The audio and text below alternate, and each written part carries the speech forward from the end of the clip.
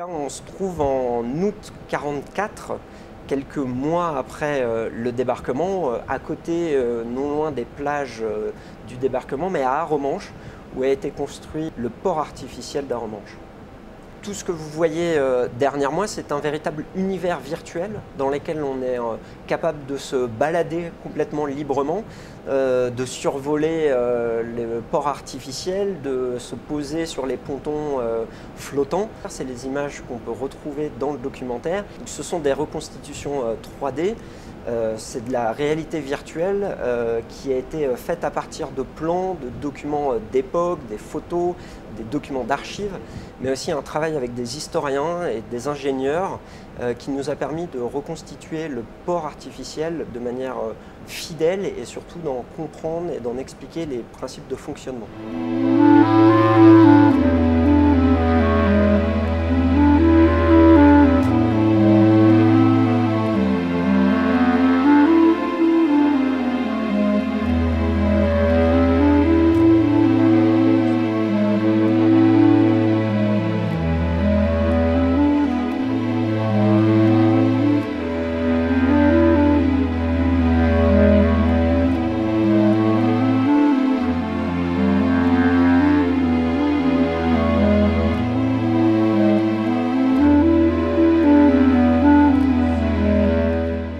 Il va être construit en un temps record, tout avait été préconçu dans différents ports anglais, tracté par bateau à travers la Manche, et en une quinzaine de jours à peine, il devient opérationnel et sera utilisé très intensément jusqu'en juillet et août 1944. Les principales difficultés sont liées au terrain, en fait, à l'environnement, donc le fait qu'on construise un port artificiel en pleine mer, loin de la côte. Donc il va y avoir ce premier défi de créer des pontons qui, pour la première fois, vont monter et descendre avec la marée.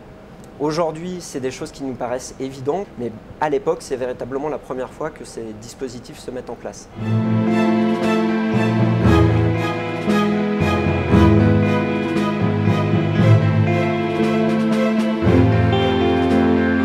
On connaît moins justement le rôle primordial qu'ont joué les ingénieurs à l'époque, et on leur rend véritablement hommage à travers nos reconstitutions 3D qui permettent de mettre en lumière les innovations majeures qui ont été mises au point pour le succès du débarquement.